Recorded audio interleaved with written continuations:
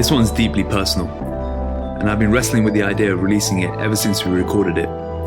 In the end, I decided to go for it, and I hope that the lessons and experiences shared on it will help at least one person listening. We're all human, and we all have our weaknesses. Luckily, my greatest weakness is my biggest passion. I love what I do, and I love what we're creating at RNT. The problem is, this love means I work at an intensity that's relentless, and I regularly flirt with burnout and exhaustion. I've always thought I was indestructible, and that I could always ride the fine line between high performance and burnout. But then in February this year, I had my wake-up call. The long-awaited wake-up call. I'll explain what happened in the podcast today, but what it's taught me is that if I want to help as many people experience the life-changing benefits of what we can do at RNT and what focusing on the physical can do, I have to help and take care of myself first. I've been running at 150 miles an hour for a long time, and I need an MOT. The universe told me to slow down, and life was teaching me an important lesson. I needed to learn to tame the type A personality within me, and I know many of you with similar tendencies will understand where I'm coming from here. I still train hard, eat well, and stay in good shape year round, but where I go wrong is burning the candle at both ends and forgetting of boundaries between working hours, environments, and continuously losing myself in my mission. It's a paradox that I've been struggling with for a while, and I've now seen the dangers of continuing to ride the fine line. A couple of weeks ago, I was in Sorrento with Nathan, and in an effort to slow down, we decided to go to a local traditional Italian restaurant for some homemade pasta and meatballs, as well as a bottle of local Sorrento red wine. When we got back to our hotel, we decided to pour another glass and hit record on an episode and see where it takes us. We both ended up sharing our quarterly insights for the first part of the year, both of which you can find in today's show notes, while also reflecting on many of our struggles and areas we're working on in our lives. It's been an interesting few months, and it's really highlighted to me that as much as I love helping people with RNT, I really need to protect the driver of the car, myself. Hope you enjoyed today's episode, and if you can relate to what we discussed today, we'd love for you to reach out. Thank you.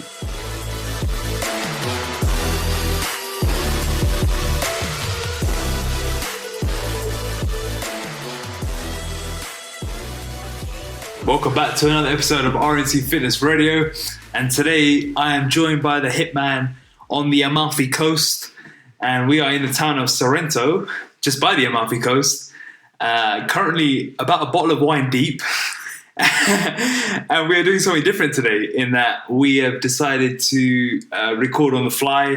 I've joined the hitman on his nomadic travels, and we've decided to record a podcast today whilst showing a different side to ourselves, a bit more human, a bit more relaxed, a bit more spontaneous as opposed to our regimental selves. And we're just going to let things record and see what we come up with. Yeah, so we've kind of both have come to that point now where we are doing our quarterly insights. Akash has let me kind of come in on the quarterly insights and allow us to kind of express my thoughts and my feelings around what I've kind of learned over the last quarter. And I think it'd be good to kind of go through some of the things that we've kind of been reflecting on. You know, we've had a dinner and we've been talking about the business and about life in general. So that's kind of where we wanted to start. So, you know, it's very important to kind of, for everyone who's listening, to be able to understand us as individuals and kind of get to know us as deep as we go, effectively. So, you know, we don't know where this is going to take us, but this is a fantastic opportunity to kind of get past the personal training, the X's and O's, and get to know two parts of the RNT family. Yeah, because essentially a lot of people see us as online personal trainers, online coaches, or whatever you want to call us. I mean, we think of ourselves as body transformation coaches or transformation coaches, but you know, people typically see us as robots, and all we do is train and we eat well. But obviously, we like to have fun as well. And you know, we're recording this with a glass of red wine in our hands. We're having the Sorrento special, and and something I started last year was the quarterly insights. And what it was is every quarter, I just sat back and reflected on the previous 3 months, and just wrote my reflections on what I learned. Different experiences that I'd had and the insights I'd had. And And what I found was the more introspective I became in my writing, the more people were interested. So I continued it, and I did it with my top 20 things I learned in 2017 and then 2018, and then the quarterly insights in between. And I'm, this week in Sorrento, I'm planning to write my quarterly insights for the first quarter. And we've been talking about it over dinner and just the plane journey today. And so I thought it'd be great to kind of discuss some of the insights that you've had, because you've sent me your first quarterly insights, which I thought was great. And I said, the email I sent back to Nathan was that I'm super impressed with just how far he's come, not just as a trainer and a coach, but as a person overall, and seeing his personal development really come through, and how he carries himself forward. And it's extremely impressive to see his development. So I was really happy that he managed to also take on the quarterly insights and share his own reflections and learnings over the past 3 months. Yeah, I mean, for me, the quarterly insights was always something that I always wanted to get to and wanted to kind of reflect upon. Journaling was the first stage that I spoke about in episode 61, and the actually quarterly insights and kind of getting over to other people about what I've discovered, what I've learned about myself is completely different about me talking to myself in a journal. And that's a separate conversation for itself. But basically, I did the writing that I wrote and the piece of content that I made for this week and for this quarterly insights is quite deep to my heart and something that I thoroughly enjoyed, but also grew from. Everything from talking about why I started my nomadic lifestyle, where my mum pushed me and asked me the question why, to everything from a deep-rooted relationship and why I kind of fell away from that relationship, which is fantastic to be able to look through, assess, analyze, and kind of reflect upon. So whilst we both do quarterly insights, this is definitely something to kind of reflect upon for sure. I just want to talk about what you learned this last quarter. What did you learn this last quarter in business, and then what did you learn in your personal side of things? I think if we're talking from there's many angles we can tackle this. If we're talking from a business development and business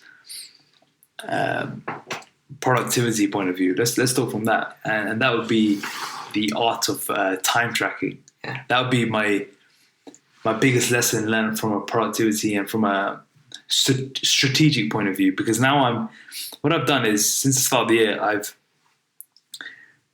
started to track every minute of my working day. And this first was inspired by Nimalan.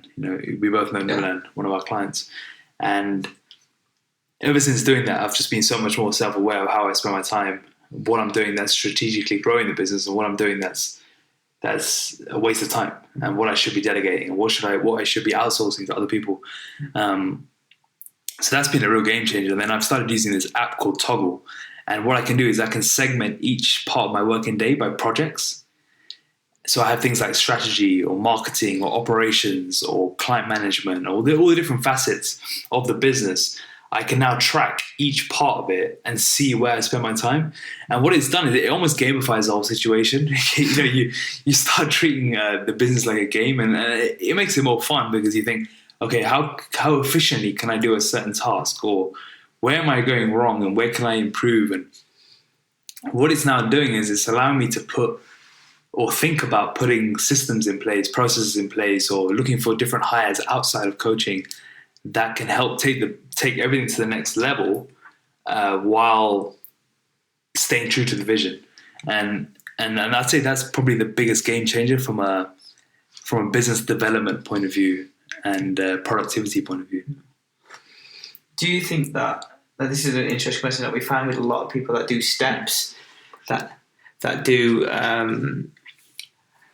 that kind of track their own data and track their stuff?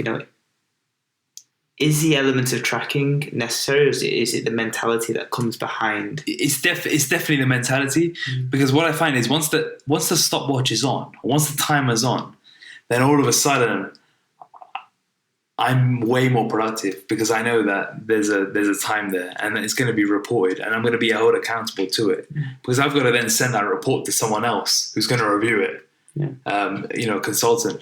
So that automatically increases the level of accountability and that tracking. I know what you're asking. You're asking is tracking can it go too far? Yeah. And what about the organic nature of your business? Yeah, exactly. And it is very organic, but I think it's also critical to be able to audit where you spend your time and know where you're spending time efficiently and where you're not spending time. Because I've fallen into the trap of just being busy, but busy isn't the same as productive, as you know. Yeah. So I'm trying to make sure that my time spent working is productive because while I love what I do, I want to make sure I can do it for a long period of time, which means I need to be productive with my time and be efficient. So this has really helped me in dialing into the areas that are inefficient and making them more productive. Yeah.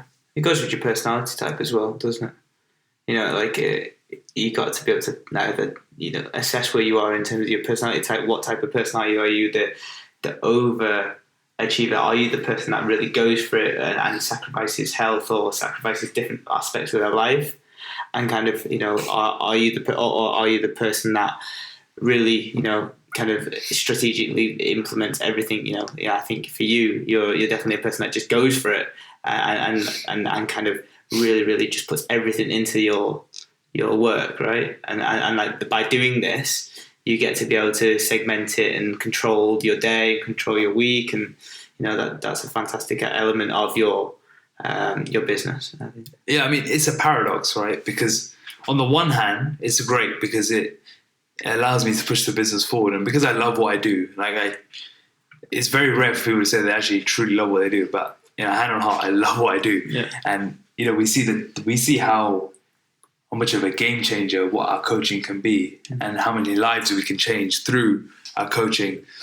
So when I see that effect, all I want to do is project that effect to as many people as possible. So for me, working never feels like work. It just feels like I'm just spreading the mission out there. I'm just pushing the work out there.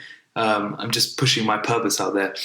But at the same time, what it can lead me down is a rabbit hole where I forget about myself, and that I'm so focused on helping other people and helping or creating a platform to help other people that I forget to help myself. And it's a rabbit hole that can end up going down for the worst. And I'll be completely honest here that this quarter, probably the biggest insight I've had is that I'm not indestructible. I previously thought that I was I could keep working, I could keep pushing and work the long hours, keep training hard, and I never break down. And the truth is that I flirted with burnout in the past before, but I've never actually truly experienced it. And I think this quarter was the first time I actually experienced it. And I experienced it in a way, and this is not me just saying, I just burnt out and I was tired. I experienced it in a way that gave me a real wake-up call, in that on the 14th of February this year, there was a day where, in the lead up to it, I was working extremely long hours, and it got to around 2 p.m. on that day, and I felt my legs were starting to ache. I was feeling tired, and so I had a nap. And I thought, okay, maybe I just need a bit more sleep than normal. And then it got to nighttime. It's about 9 p.m. and I thought, okay, I'm really tired today. I'm going to go sleep early. So I went to sleep about 9:30. Woke up at 1 p.m. to go for a piss, which is something I don't normally do. I came back feeling really hot. And then at 4 a.m. I woke up again. And I woke up, going for a piss. Thought I was going to throw up at the same time. So I thought maybe I got a bug. But I didn't make it to the toilet. I collapsed. And it's hard for me to say this like on a podcast, because running a body transformation company, we're expected to be extremely fit, and I do see myself as someone who's well and healthy, but I think what this really was a wake-up call, in that I'm not indestructible, and that even if I work the crazy hours, it's going to catch up with me. Okay, so back to the story. So I collapsed, and then I managed to get up myself. I stumbled out of the bathroom, was walking towards the stairs. My mum must have seen me heading towards the stairs. She pushed me towards the bedroom. I was in the bedroom, walking towards the bedroom, and I collapsed again. And then about half an hour later, not half an hour later, and once I gained consciousness, about half an hour after I gained consciousness again, I must have texted you that, right? And I said to you, dude, we got a podcast today. We got a podcast in 3 hours. I think I might have to skip out this one. The first thing I thought of when I came back was, shit, we got a podcast in 3 hours. It was with Minna. Yeah. I got a podcast in 3 hours. How am I going to do this? So anyway, this is really hard for me to say this because it's not something most people admit, but I'm sure a lot of people here can relate to this. Like, absolutely. A lot of people can relate to loving what they do, or at least having such an intense passion for what they do that they push themselves so hard and so far to the limit that they don't know what their end capacity is. So they end up just blowing the lid off and paying the consequences. And I did pay the consequences, and it gave me a big wake-up call because I always thought that I justified it. Well, I didn't always think, but I always justified it as, I work now and then I'll gain the rewards later on. Like we always say, the reward phase comes later on. And I justified it like that. But then I forgot about the now. And I forgot about just enjoying what we're doing now. Like, for example, this podcast 2 months ago, I probably would never have recorded it because firstly, I wouldn't want it to have been so transparent. But the other thing was just that, we're a bottle of wine deep. Yeah. And it's very unlike us, but I think it's important to show the other side, and that we also just enjoy just relaxing and having fun. And that would be the biggest insight I've had in a long time, in that it's showing me that I'm not indestructible, and that while I have a burning desire to spread the life-changing message that we have, I've also got to keep myself healthy in order to do this. And while I may train and I may eat well, and I still maintain all the body weight targets that I've been telling yourself that I'm maintaining around 80 to 82 kilos a year round, and staying pretty lean all the time now.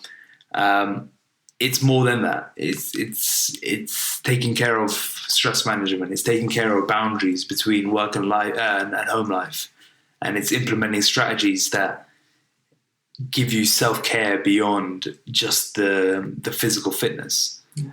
And it's that area that I've neglected, and it's that area that I'm really trying to hone in on now and focus on.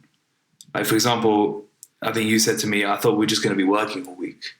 Yeah. And I said to you, no, I want to try and enjoy this time as much as possible. And I think, according to my toggle anyway, I think it's been true to that, because I'm trying to make sure that while I feel that the journey that we're on is extremely important and life-changing for everyone else, I also need to make sure that we enjoy it ourselves, because otherwise, like we always say, if you can't help yourself, then how can you help other people? Absolutely. And we were making a joke on the aeroplane, when they said, you got to take the what was it going to be? The life jacket for yourself before you take someone else's life jacket and you help them. You have to take your own first to help other people. And we were joking around saying, that's a great analogy for what you should be doing with your own physical self. And that you need to take control of yourself before you help other people. And I think for personal trainers and for us in general, we help everyone with their physical being a lot. But oftentimes, the ability to help other people comes at a consequence for your own sanity and your own physical being as well.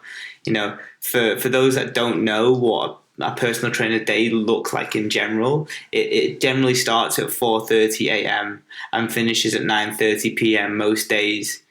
And you kind of sacrifice some of your own life to help other people live their own and transform their own lives.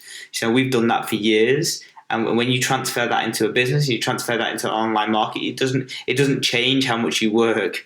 The love of helping other people will often precede your own love for your own self.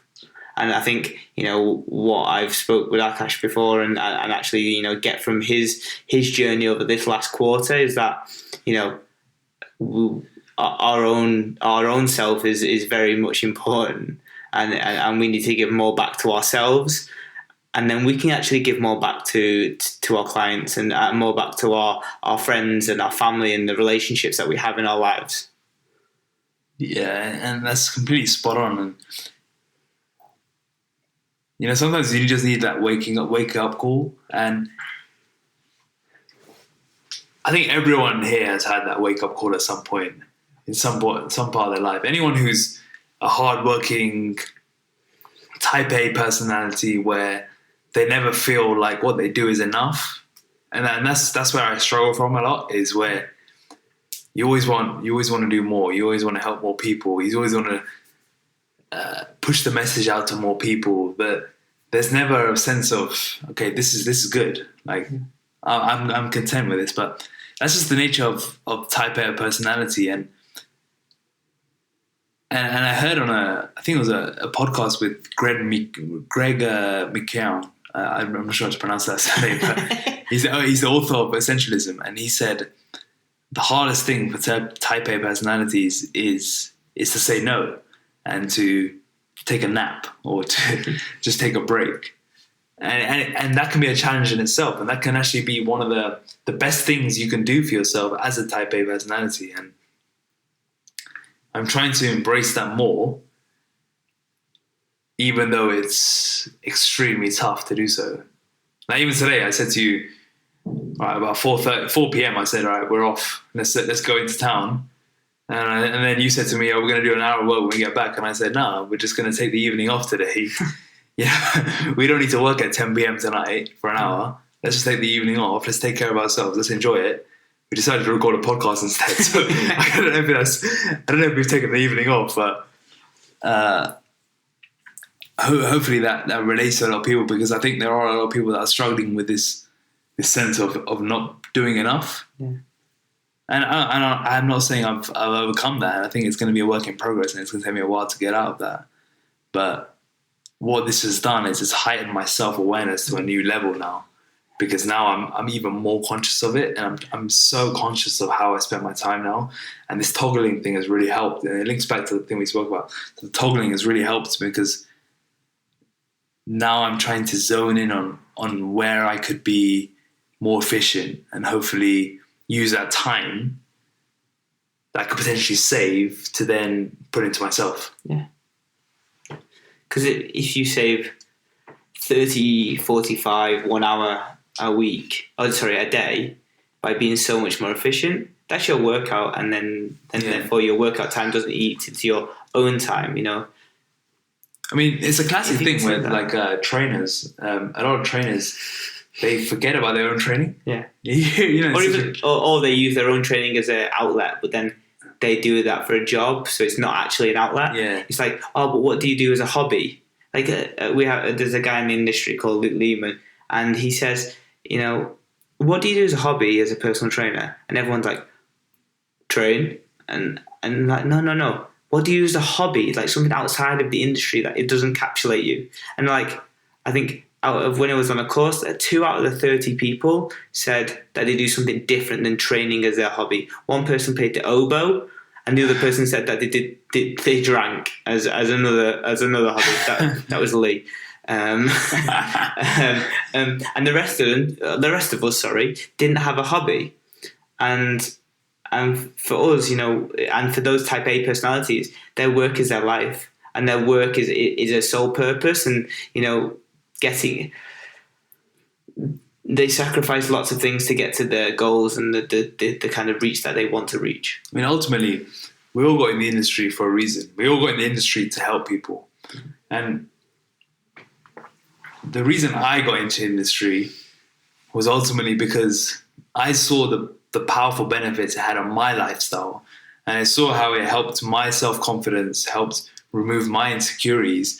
That I wanted to make sure that as many people as possible were able to experience the same life-changing benefits. Now, if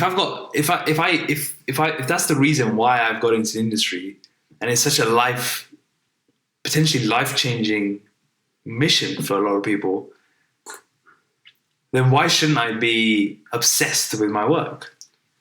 You should be. Right? You are. But that's the thing. Then you neglect yourself. Exactly. So you neglect. What happens is you end up being so obsessed with other people's results and other people's changes, you forget about yourself. So what I'm trying to really work on it's going to take me a while. I know it's going to take me a while. I can say that it's going to take me, it's going to be the next quarter, but I know it's going to take me probably years to try and fix this. But what I'm really going to try and work on is building in more time in my day that's protected. And I already have my morning time, which is sacred in that it's my writing time, and I try and protect it as much as I can. But there needs to be other periods of the day as well that you've mentioned that are probably a bit outside of fitness. And that's going to be the tough bit because, for me, it's, I love training and I love what I do. So it's a tough paradigm that I'm in. But I think a lot of people will be able to relate to this, and they're probably going through similar things. And if you are, then just know that you're not alone, and you can reach out. We can speak about it.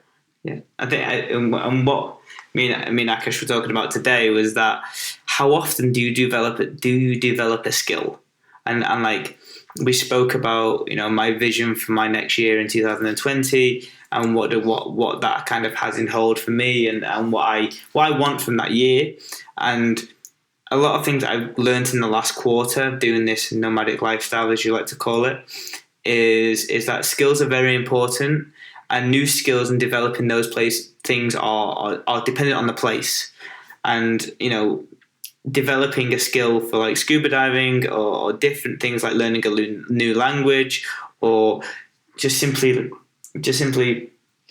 being able to like ride a skateboard or surfboard or kayak or paddleboard, or things that are activities that are physically based, but they are not the gym, and it's not 3 sets of 10. It's however long you want to do it for before you get bored. And I think if we can look back on many things in our lives and how the generations have formed, we don't do many new skills. We were having a funny conversation about learning an instrument and the reason why we learned an instrument. And like the only reason why me and Akash both learned an instrument when we were younger is to pick up chicks. I learned the guitar, and I thought I thought it was useless until about 14, and I could play some chords and play Wonderwall. And then I went on holiday and actually realized that girls actually liked people playing guitars. This was before Ed Sheeran, so I was the blonde Ed Sheeran in a caravan park in. I was the blonde Ed Sheeran in a caravan park in Cornwall, being able to play Wonderwall and the Red Hot Chili Peppers. But we were speaking about why we got into that. But the element of skill and the element of development within a skill is so important, and none of us do it anymore because A, it's hard, and B, we don't have enough time to devote for that. And that's the sacred time that Akash is talking about, is that giving time to yourself often actually those that are in the know and those that are in that position actually go and devote time to their skill and devote time to different things that are completely different to their normal day-to-day. We've both worked with some people, so you can call them overachievers, significantly overachievers with jobs that you could only ever dream of, and they all kind of focus on other things that are outside of their realm of work. I know people that ex-girlfriends who are overachievers, that they would get a sailing license and they would do that for 2 months, and then they would go scuba diving for 2 months, and they would do lots of skill acquisition is involved. There's a reason why a lot of high level thinkers do triathlon, is because it challenges them in their new skills, and it's constantly changing. So like the skill acquisition part of taking away from your day is very important. Apart from just picking up chicks. No, it's completely true. And when you said it to me, we were driving basically from the airport to Sorrento, and Nathan said to me, "What was the last skill you learned?" And I was like, "I have no idea. Outside of work, outside of business, I have no idea what my last skill I learned was." I mean, the skills I learn nowadays are all related to business, and they're all related to business development and how to manage the ever-growing challenges of running a business. But outside of that, there's nothing, which kind of hit home at me, but I didn't really mention it to you at the time because I was just in a bit of a daze. But the more I think about the last few months, the more that area of my life is probably lacking. And then someone said to me, like, when I told them about the incident that happened, I said and they said to me, "What do you do for enjoyment outside of work, or outside of what you do for a day to day?" And all the things I listed, which were things like seeing friends, traveling, training. They go back to training, going for steak, and things like this. And while I've been traveling quite a bit, not as much as compared to you, but traveling a fair amount, what I really realized was I hadn't been seeing my friends as much as I normally had. And I remember on a podcast last year, I recorded it with a guy called Mike DeSanti, who I really respect. And he said the art of fulfillment all comes from managing all the domains in your life. So you need to have your relationships in order, your business in order, your spirituality in order, all the different areas all the different domains in your life. It needs to be in order to feel fulfilled. And that really hit home when he said it to me. And I don't think I really appreciated it though until recently, when I realized I neglected certain areas, and all I was doing was I was being that guy who was blasting on one domain, which was business, and forgot about the others, which was probably what led to this awakening moment where I realized I need to kind of bring everything back to neutral and build it up again. Yeah. There's the old analogy that a lot of people use when it comes to this is the old gas cooker with the 4 rings. I don't know if you've heard this one. No, go ahead. You smile at me like it's dirty. It's not. Trust me. Effectively, this gas cooker has just, let's say a set amount to give to all 4 rings to burn. And the more you turn it up on the left-hand side, top left-hand side, the less you can give to the bottom right. Yeah. And, you may turn the right one up and the left one comes down. You only have a certain amount to give. Yeah. So, when you've been given to your business and you've been giving there, you've been full focus. Yeah. The rest of your 3 rings, cheers to that. The rest of your 3 rings are low, are low and on, like just about hovering, and that's like your friendship, and that's the thing that you've been the other domains of your life you've been neglecting, not for the fault of your own, but the fact is that your gas is focused all on that 1/4 of your ring. Yeah, it's good enough. It's good enough. It's the Lord of the Rings. It's continuing the Lord of the Rings analogy from episode 67.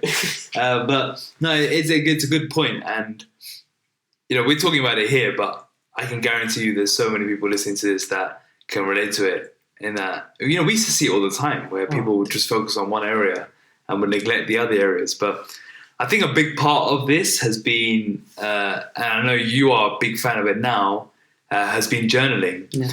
And we've spoken about it a bit, but I'd like to go into a bit deeper into how we journal to really increase and heighten our level of self-awareness. Because I started journaling on... It's very recent. It's a very recent habit, but it's actually a habit that's stuck. And it's very rare to have a new habit that sticks for a long time. And I started on the day of our previous meetup, which was on the 27th of November, 2018. And I remember writing, like, I was talking about the event, the meetup, and with our clients, and saying how amazing it was. And ever since then, I've tried to do it every day. Obviously, there's days I miss, but I've tried to do it as many days as possible. And I typically get at least 5 days of it in a week. But what I found it's really helped me to do is to increase that level of self-awareness and really tap into any emotions or any habits or any actions that I'm picking up that are potentially negative, or that need to be amended, or that need to be adjusted before they take form. And I think I mentioned to you that you should potentially try it. I think at the beginning of the year, we talked about writing and how you didn't enjoy writing. And then you said, I don't know if I mentioned the journaling thing or not. It was a flying comment. It must have been a flying thing, but you started it, and I don't think you've looked back since. No, for me, it's been an amazing process. I'm a constant thinker within my head, and being able to get that out has been probably the difference between me going insane and actually being productive. I with me and Akash talk about our different journaling experiences, and we journal very, very differently. But in both senses, we both get what we need from it, and it both serves us. For me, it's very much a speaking in third person and telling a story about what has happened, what I've been thinking, and how I've been doing. We were speaking before about the instances of lots of partnerships and relationships, and where one person will overthink something very significant, and then they will end up having a conversation with themselves on WhatsApp, just because they got themselves so wound up about a circumstance, whether you haven't replied to an email or a message in 30 minutes, and they think that you're cheating, and a partner is thinking that you're cheating on them because you haven't replied. But that's what effectively our brain does when you don't verbalize it. And one of our clients said at the current meetup about really proclaiming your thoughts and proclaiming your actions even to your kids. And I thought this was fantastic. And for me, that even relatively to yesterday, and the feedback on that was, that was probably the biggest thing for me, is that if you can verbalize it and take it out of your head, it's so valuable that you look at the suicide rates in males, and you listen to the Paul Carter podcast about how guys are suffering at this moment in time, and obviously females as well. But just talking to someone and just talking out loud, or just getting it out of your current head, can be the difference between you having a positive mindset and actually leading down the path of I can't imagine what, but such a negative mindset where you're really down and you're thinking about things in a bad manner. We talk about habits, and we talk about habits with food and training and all the different components that relate to a healthy lifestyle. But what I've realized more and more is how thought is just as much of a habit, and the worry habit is one of the biggest problems that we have. And it's something that I know I can feel guilty to a lot, and I'm sure you have as well. But your thoughts can really become a habit. And what I found with journaling is it just helps you catch it, and just catch it when it's about to pick up and really become a problem. Because a lot of these issues that people are feeling these days are just a consequence of a habit. And it doesn't just turn up. No, it doesn't turn up. It's bad habits that just constantly keep showing up. It's a thought that festers and then moves through the progression of being a flying thought to now being something that is over-consuming. And the difference between it being just something that happens to being something that is actionable is the difference in your way to deal with it. And a lot of people, we speak about it all the time. It's like, if we're giving this content to clients and we're giving, information to people, how can they action it? Yeah. And a lot of people don't know how to action their own thoughts. Yeah. And be able to deal with them. We're very, very, very lucky in this society to be able to have found a way that we can deal with our own thoughts and deal with our own emotions in a way that doesn't require a coping mechanism. And we speak about this all the time. And if you're one of my clients, you'll absolutely know what I'm talking about when we talk about coping mechanisms and consolidation. We use journaling and as a way to kind of enjoy your feelings and your thoughts instead of using food, alcohol, drugs, whatever you want to use as a coping mechanism. We're very, very lucky to have found that. A lot of people will be down in the dirt had they not found journaling or their own coping mechanism. Yeah, I mean, for a lot of people, training is a coping mechanism or becomes an outlet. And then we spoke about earlier in that people only use training as an outlet, as a personal trainer, but for people outside of the training industry, it very much is an outlet, and it can provide that peace that people crave for during a day. But journaling has really been a game changer for me and for yourself in helping conceptualize these thoughts, process them, and understand what's going on in your head. So it's something that I definitely will continue to do, and I think I need to program actually more time in the day to do it, because I think there's much more that I can understand about myself in order to get the most out of it. Because ultimately, what we're doing here with transformation, with the physical transformation, is we're ultimately trying to encourage self-mastery. And a big part of self-mastery is understanding yourself, and understanding yourself to a very deep level.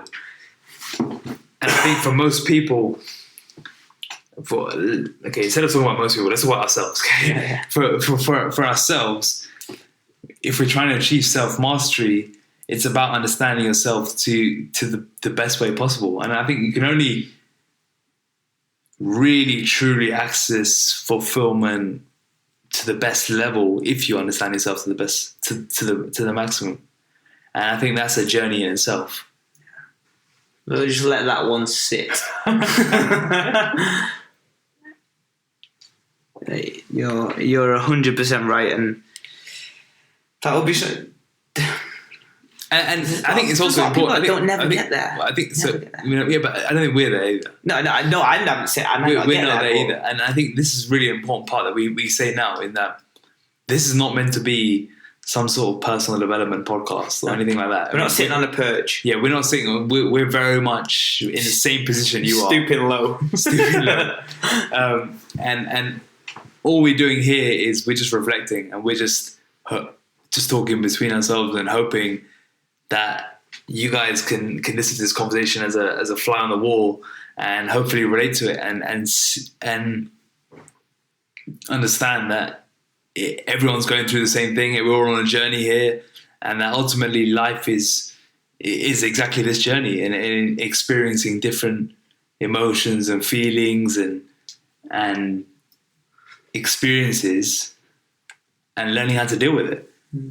And this is and it comes back to what you said earlier, in that people need to talk about it more, and people don't talk about it. People are too afraid to talk about this, because I think was I saying to you at dinner that most, especially guys, they don't talk about this stuff. They think it's an ego thing, where they don't want to talk about their feelings, or they don't want to talk about their problems, or I think it was about relationships, weren't we? That we were saying how we always hear of the women who are struggling after a hard breakup or anything like this. But you were saying how men are exactly the same, but men just don't admit it because they've got their ego attachment there. Yes. Yeah. They get it in a different way. Obviously, there are different points in a relationship, and it's different people's faults or different people's problems. But there will always be a time where each individual in a relationship struggles, and it's very prevalent at the moment in time with the Me Too movement and all of these different types of things.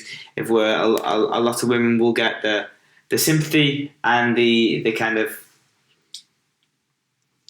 the understanding, whereas there's no doubting and there's no even arguing with the suicide rates in males and how that is going. And you look at the reasons why, and you see things from an overview, a fly in the wall perspective, and most people just need to speak about what they're doing and how they're coping with it. We've both been through some absolutely shitty times, and luckily enough, when I had some shitty times before when I left Dubai, you were there. Adam was there. I had my family, I had my friends to get me through that time. Yeah. And,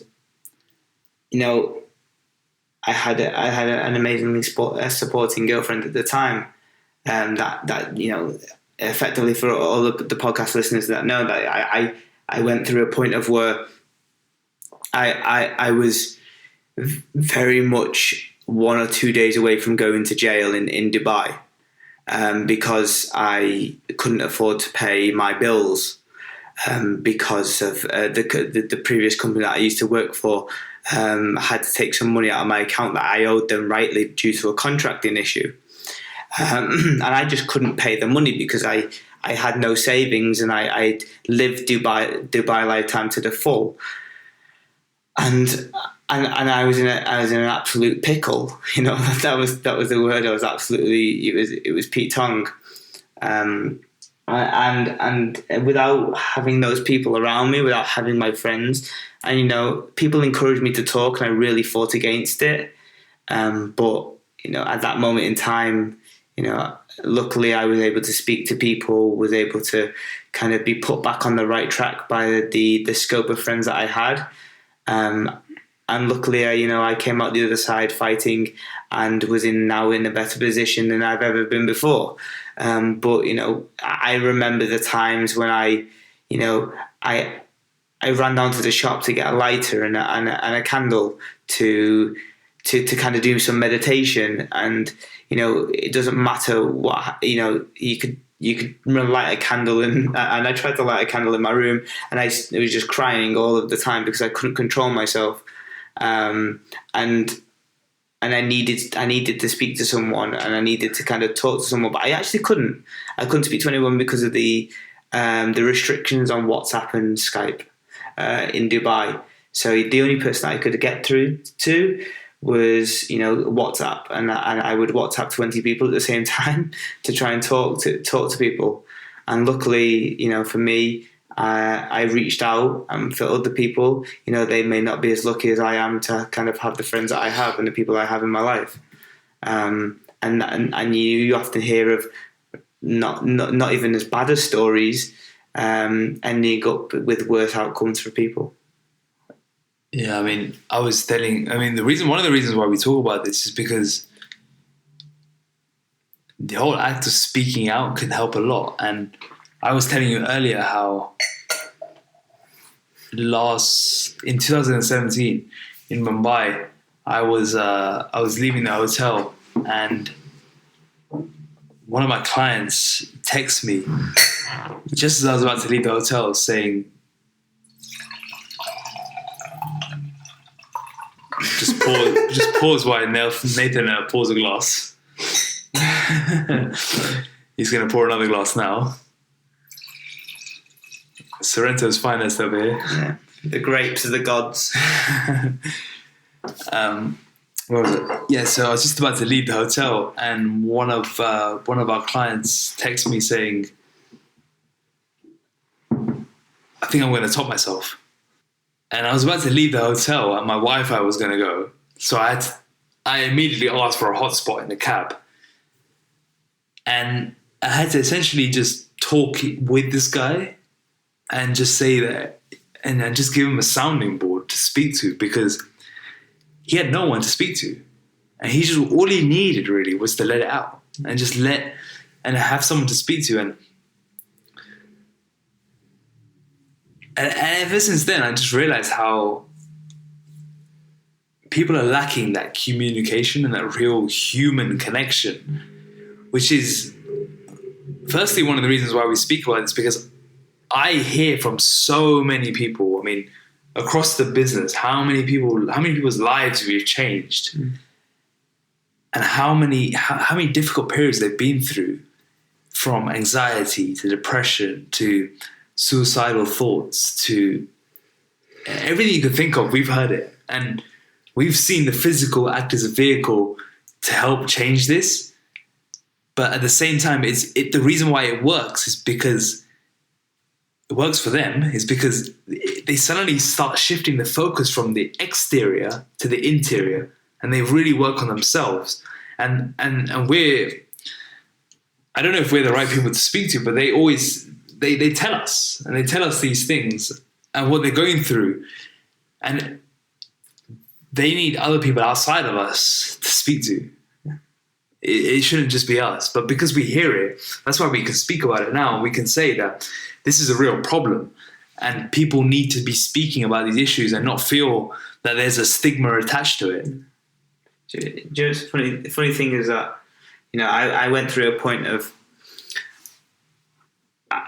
I can't talk to many people in depth. Like I'm not on my friend Ivan's level of being an introvert, but I'm very much a case of, it takes a lot for me to kind of open up to an individual. I can speak to Akash at length. I can speak to, my mum at length, my dad at length, and maybe one other friend. The rest of the time I spend fighting, trying to talk and trying to let myself out of myself. And when people do like either personal training or online training, you develop a relationship with someone that kind of understands and knows where you're going or knows where you're heading and kind of gets you, because that's what their job is, and that's what we're really, really good at, and that gives you an outlet.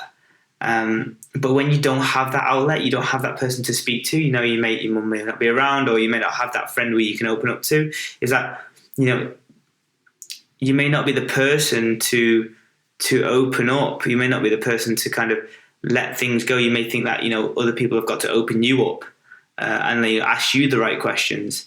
But, if you're struggling with something, the ownership is definitely on you to kind of talk about it and kind of go with it. I would definitely encourage you from an empathetic point of view, who struggled with, talking about things in the past, talking about problems, talking about issues that are going on in our lives, to just open up to someone that is close to you, because that could be the difference between you getting out of your head and you letting it fester and then go from there. Yeah, I mean, I feel I'm extremely lucky to have a very good, close inner circle of friends who I can speak to at any moment, any time of the day, and it's because of that I can get myself out of my own head, and I don't know what I'd do without them. And I think it's critically important that with the rise of social media and the rise of internet and the rise of digital communication, that we also bring things back to real life, and we focus on bringing up real relationships. And I think it's a forgotten art, which is one of the reasons why we like to do the meetups with our clients, because while it's an online transformation business, we also want to make sure that we bring the online to the offline, and we bring it to real life. And a lot of the reason is just because we want to form those real relationships, and we know the powerful impact that it can have. Yeah. And that's a big driving force of this. It's to create a community that can become a platform for people to speak about what they want to feel, what they want to let out, and what they want to let go of. And if that platform is with us at RNT, then we should feel honored that we can provide that for them. And that's why for many people, it's become life changing. Absolutely. And just on the note of social media and bringing it online to offline. Do you know how many seconds it's considered as flirting with eye contact? How many? 5. Like 5 seconds. 5 seconds is now considered flirting. Okay. 1, 2, 3. Are we flirting right now? We're flirting, yeah. So 2 bottles of wine deep. You never know what's going to happen. I'll be done for less. But no, it's like I think it was Ray-Ban. Ray-Ban came up with the sunglass company who said, 5 seconds is considered flirting with when it's eye contact. It's like, are you serious? Like, first of all, to the modern day, no one ever looks at eye contact for 5 seconds. Try and do it on a tube. Guys, if you're listening to this on the tube, make eye contact with someone for 5 seconds. They'll either crap themselves and be like, and look somewhere else, or they'll either punch you, or they'll be like, oh, do you fancy me? Literally one of the 3 things. Yeah. And that's how, ridiculous, like, the offline to the online has become now. It's like, if I look at you for 5 seconds, I fancy you. Yeah. I'm like, that's 5 seconds. What's 5 seconds? Like, it doesn't change anything. So are you giving me the 5 seconds right now? Yeah. We've got twin beds for a reason. Right. I think like shifting gears now. Oh, he used the term. Yes, the Akash Vigela term. It's my term. Yeah. So now we're going to shifting gears to, I think let's talk about the stress-free sun, as you like to call it. What does that mean to you? Okay, so the stress-free sun. Yeah. Yeah. So what I've noticed over the past 6 months is a noticeable difference in my mood, but also, perhaps more importantly, my perceived level of stress. When I'm in the sun. And it's probably something that everyone can relate to. The sun's out, you feel great, you feel happy. But I've noticed that when I've been in, so the last few months I've been in Thailand, I've been in India, and now I've been in Sorrento. But I'm not naming the countries that were pouring weather, by the way. So the countries that were in that were damp and cloudy and cold, they don't count. But all the sunny countries, what I've noticed is as soon as I go there, my perceived level of stress automatically drops. Like within an hour, as soon as I see the nature, see the trees, see the sun, immediately drops. And I think I had a couple of conversations with you in the last few months. And I just ask you randomly, what's your perceived level of stress out of 10? And you always ask me 0. You always answer me. I'm laughing because it's just unbelievable. You always answer me saying it's 0.5. Yeah. And I'm like, how is that even possible? But he commented on how low his level of perceived stress was, and it's something I've noticed particularly in that no matter, even if I work really hard in a different country, if there's sun, if there's nature, if there's a sea, and if the conditions are great, then the perceived level of stress is super low. And I think there's a serious connection between that and the quality of your life. And I can understand now why people move to sunnier locations. Seasonal living is for the exact same reason as that. And what I've been noticing over my small travel plans, I guess, are that there's never London skews your vision, and I think a big city skews your vision on what life should be. Yeah, so that becomes New York, London, Tokyo. Any of those big cities, essentially, yeah.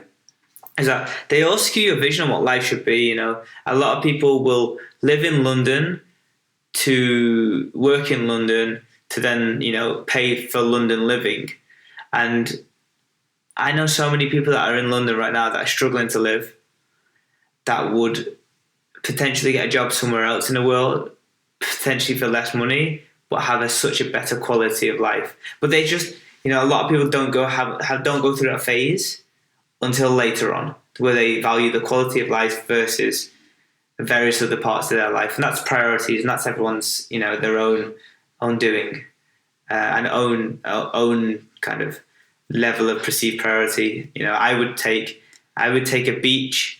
I would take a beach and some sunshine, and take I'd take it for free over living with lots of money and lots of savings and a nice car. It's everyone's different priorities. I was having a conversation with my friend the other day, and we were talking about this exact sensation, about how everyone in London, myself included, feel like we're in a rat race. And this could apply to anyone that's in a big city. And once I was telling you earlier, I was saying that once you're in London, or once you're in New York, or anywhere where the grind is respected, and I'm putting that in inverted commas, you feel like everyone around you is on it, so you've got to be on it as well. But as soon as I come to another place, I feel automatically stress-free. I barely check my phone for social media. I go on my phone to check WhatsApps, to connect with friends, but I rarely go on social media. The comparison syndrome will be disappeared. The level of stress will be down, and I think it's insane. And I can only put it down to this rat race. And I think you've hashtagged it, haven't you? Hashtag fuck the rat race. I mean, you've been in the rat race, right? Yeah, and credit to you. You've come out of it, and you've embraced this new lifestyle. And while it's not for everyone, and it can't be possible for everyone because of different responsibilities and everything, I think there's a lot to be learned from it. In that, even if someone with responsibilities that disallow a nomadic lifestyle, and that's questionable in itself, there's something to be learned from it, which hopefully you can expand on. Like, why did you choose to live a nomadic lifestyle? Why have you chosen to finally get out of the rat race after 5 years of being entrenched in it? Yeah, and I know a lot of people listening to this, probably pretty much 99% of people listening to this, will feel like they're in a rat race, and whether they love their job or not, because I love what I do, and you know how much I love it. Yeah. I still feel sometimes that I'm stuck in a race, and I don't know whose race this is. Like, I'm running my own race here, I'm doing my own thing, but there's that external feeling when you're in a big metropolitan city like London, where you just feel you need to keep pushing, and then something like I mentioned earlier, where at the beginning of the podcast, where I ultimately collapsed from it, and the doctor said that it was dehydration, and they said that I'm used to having 4 liters of water a day, and I dropped down to 2.5 for a couple of days, so it triggered the collapse.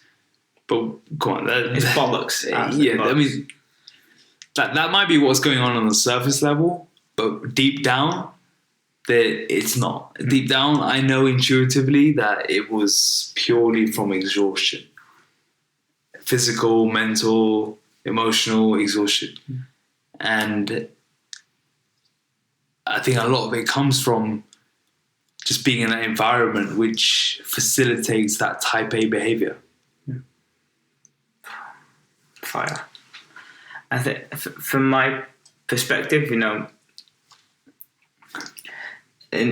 Shantaram, which I'm still reading, there's a part where he says that, I'm getting a lot from this book, by the way, is that everyone, there's a chase for complexity at all points. So as you go through your life, you like everyone's chasing for complexity or progression. They like to call it progression, but it's probably complexity. And within the rat race and within those type of working environments, you get often caught up in various different things that are happening and various things that you think you should be doing. And And I guess from my end is that I never had an infinity to that lifestyle. I always wanted more, beach. I call it beach and mountain, as opposed to money and success. There is a million places that you can live on this earth. Getting more gratitude, getting more fulfillment, getting more potentially value for your money and value for your life and quality of life than you can in major cities. Now, that would take away from family, that would take away from, potential, families. But, there are options, and there are people that do this type of lifestyle that I do with families and succeed very, very, very well. And we were speaking about, we were talking about, what type of lifestyle do you see? And, with those two people, the husband and wife with the little kid on their backpack. Yeah. We were speaking about that. And, there's a lot to be said for quality of life versus quality of bank account. Yeah, 100%. And I know people, and I respect these people immensely, and they say, you can't trust anyone but your bank account. Or you can't, you've got to be able to, give the money to your kids, and you've got to have this savings, you've got to have this X amount of money within your bank account.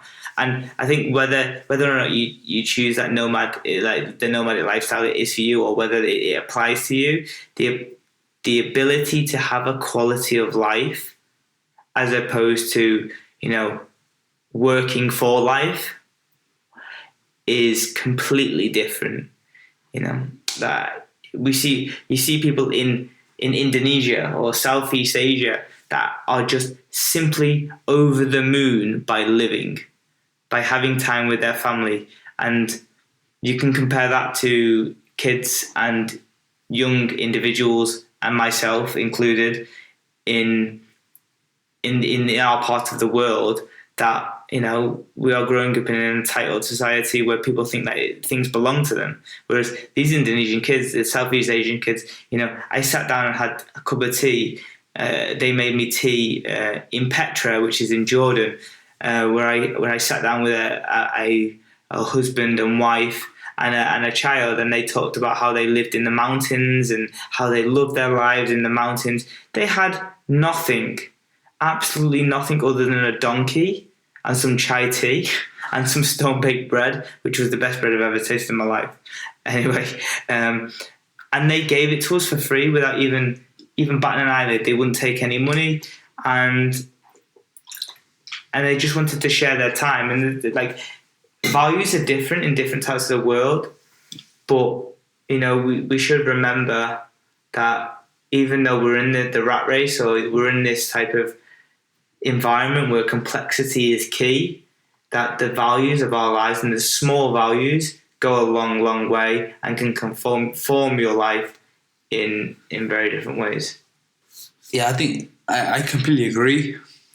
I think what a lot of people might feel is that they can't relate to the nomadic lifestyle. Because for many people that it is difficult, because they don't have the flexibility in their jobs. And I don't live a nomadic lifestyle. I travel a lot, but I don't live a nomadic lifestyle. But I think more than anything, what people can do in this situation, from the lessons you just talked about, is being conscious of it, and being conscious of the rat race, and being conscious of how you're spending your time. And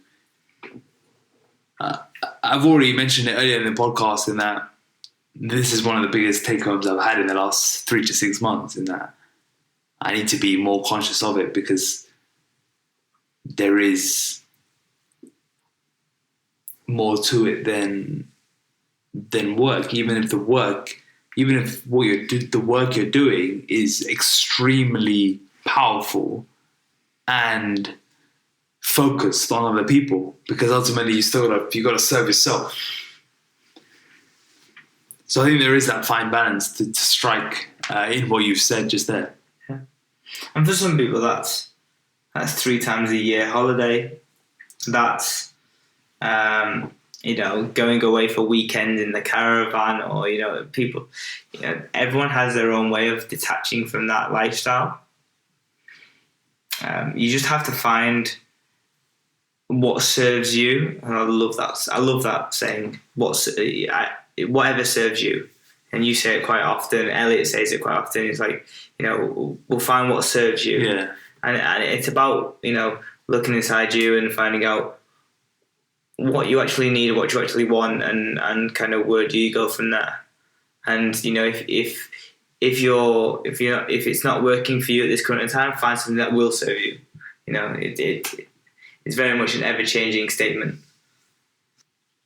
Ultimately, I think someone told me once that everyone's singing from their own radio station. It was, I think it was Manmeet Chowdhury who told me that. And it makes so much sense because everyone's trying to serve themselves ultimately. So you got to just find what serves you to its maximum. Yeah, just a bit lost my words there. Just deep. I think switching gears again. I just want to. I think moving forwards, and now we can talk about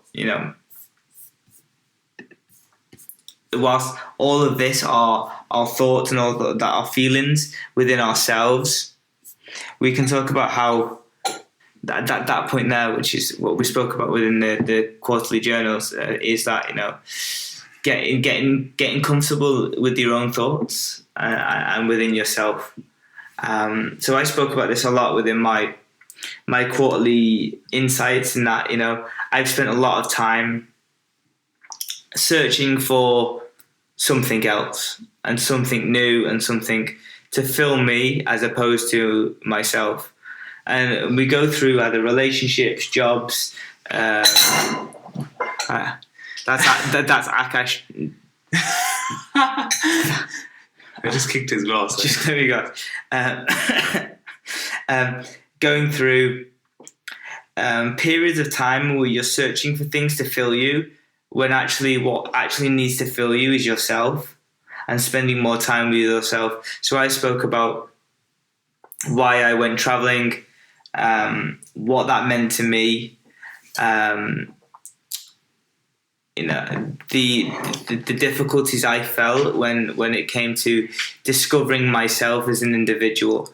I went from a relationship to relationship, trying to latch onto things that potentially were because of my own insecurities and my own ability and my own inability to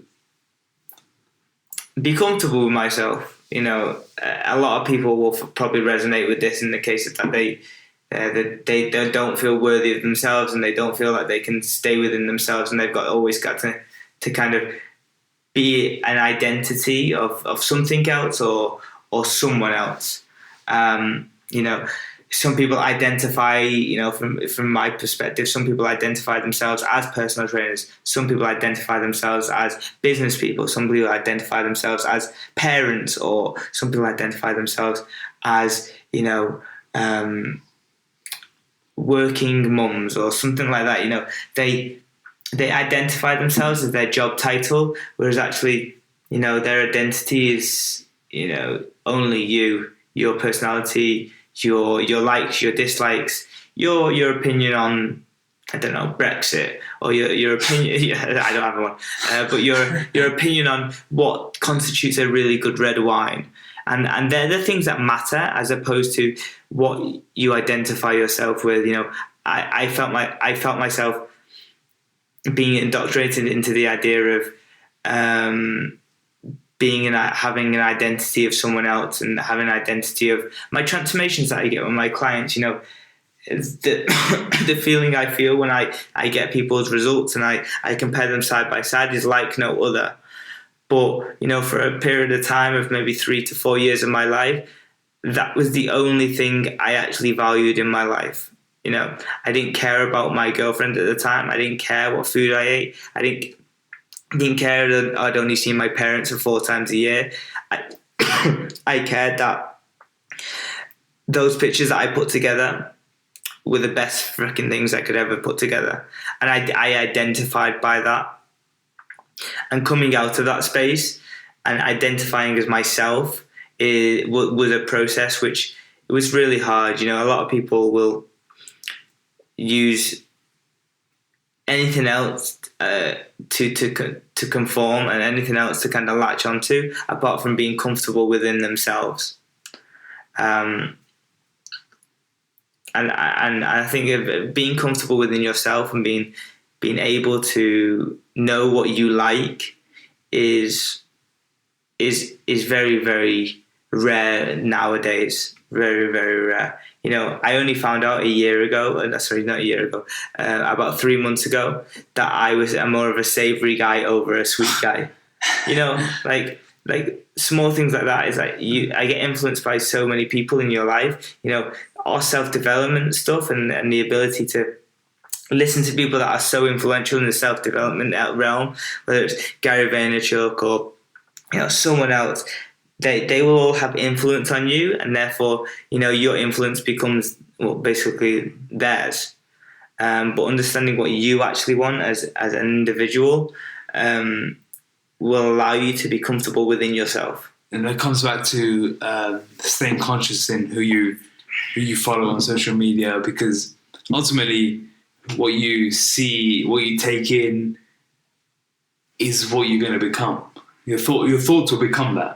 If all you see is X, Y, Z of self-development, or X, Y, Z of whatever it is you're following, that's going to become your thoughts. So you have to be conscious of what you're doing and be pretty much ruthless on what enters your mind.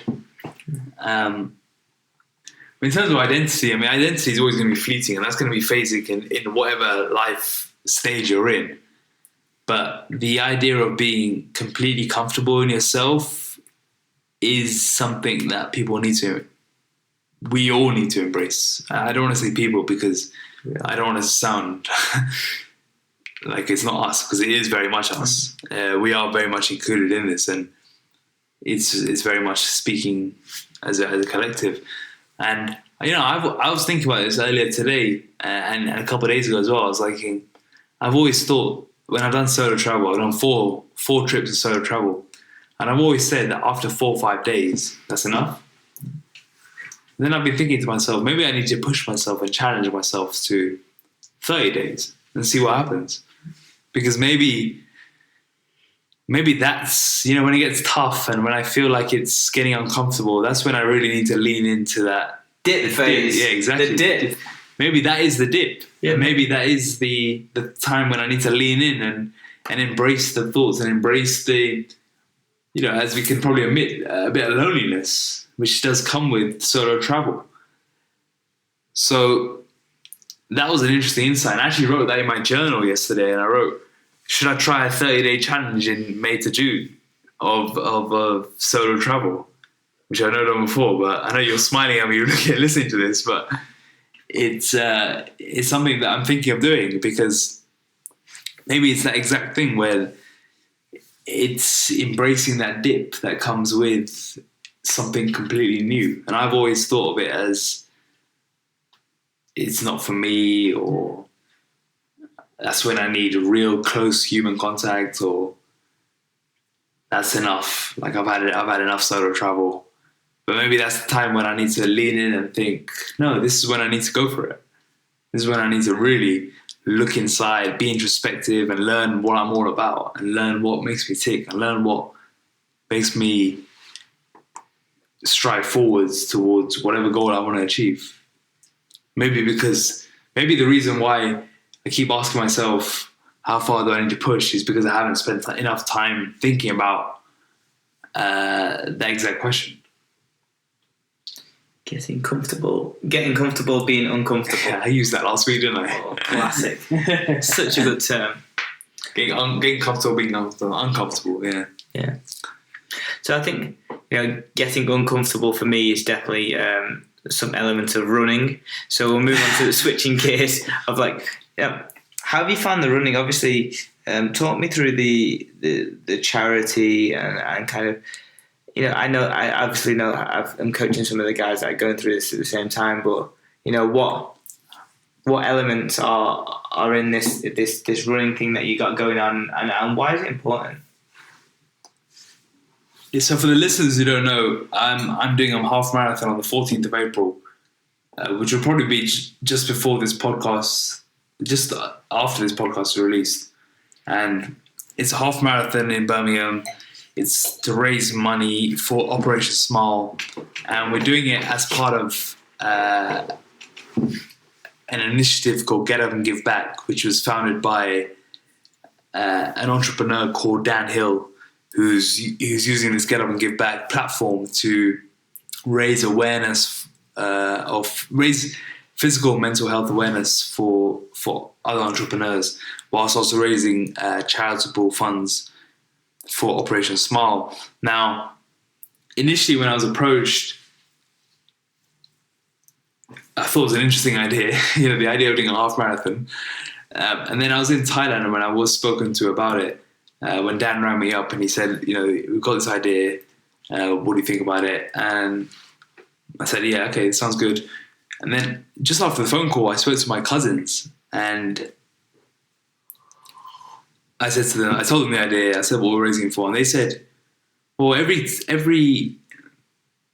surgery we do, and they run an aesthetics company, so Botox and all the facial surgery, every surgery they do, they donate a certain percentage to Operation Smile, and they do it in memory of their late brother, who's also my first cousin, who passed away when he was 19. And that's the reason why they raise money for Operation Smile. And as soon as I heard that, I knew that this is what I needed to do. So I joined in with Get Up and Give Back, and I've been coaching a group of 50 plus entrepreneurs in the property industry, helping them achieve their body composition goals while also helping them run their half marathon, which is a complete step in my own comfort zone. And I can't say I've enjoyed the running per se, because I'm a strength training guy and I love bodybuilding. So this is completely different. I've never run anything more than like a mile as a typical meathead. But it's certainly been a challenge, and it's given me that challenge that I've lacked in a long time. And for example, when I was in Juhu in Mumbai, it was 30 degrees heat. It was midday. I was on the beach. I was wearing black joggers and a black t-shirt, and I thought, let me go for my 7-mile run. This is when I had a 7-mile run to do. Now, on the face of it, that probably sounds like a bad idea, but I thought, let me go for it. So I started running, and 10 minutes in, I thought, this is bloody hard. I thought this is way harder than normal. 20 minutes in, I thought, I've got to be up at least the 5-mile mark. I looked at my Strava. I pulled out my phone, looked at the Strava. I'm only at 1.5 miles. I thought, this is going to be a long one today. But all the way through, all I could think about was,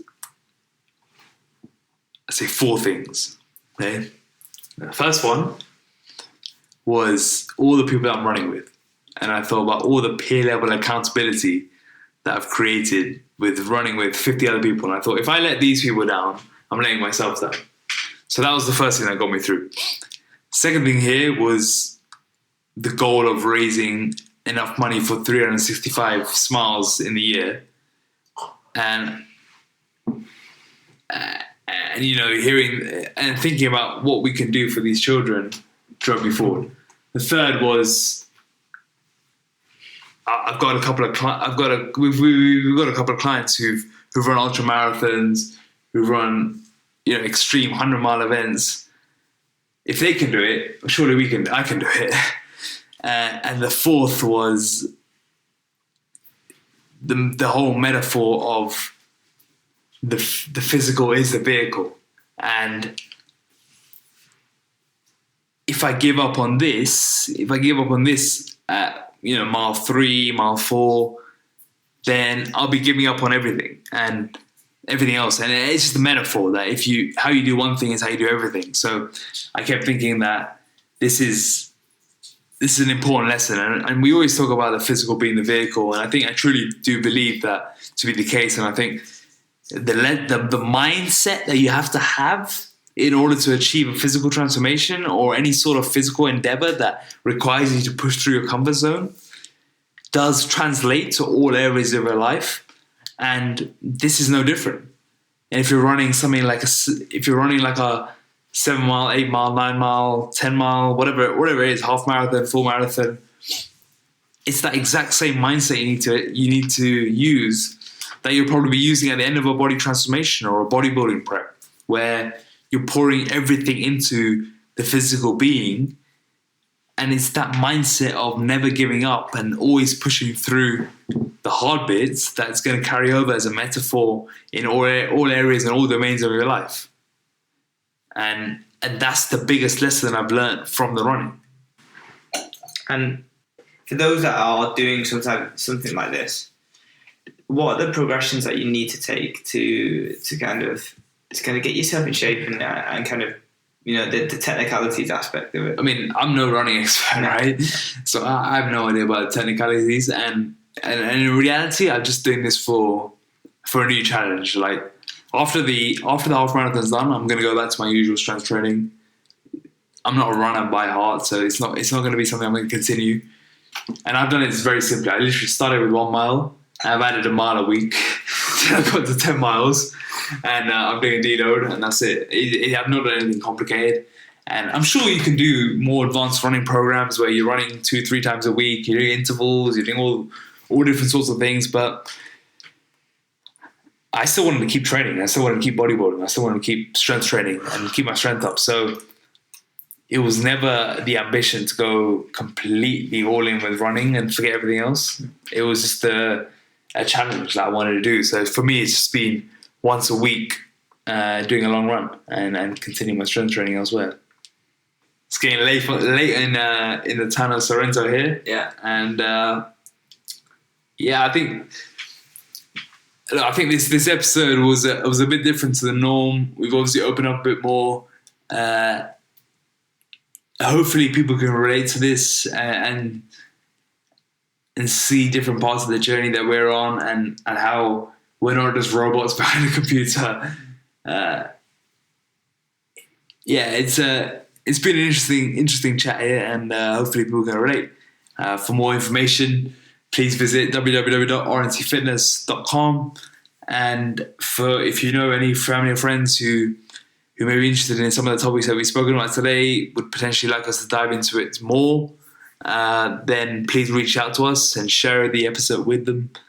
And please give us a positive review. We'd love to hear from you and gain the feedback from this episode if you enjoyed it. To follow us on Instagram, please follow us at RNT_fitness. And if the hitman here has any more words, I'll leave him to finish. No, have a lovely day, and hope you love the episode. Thanks for listening.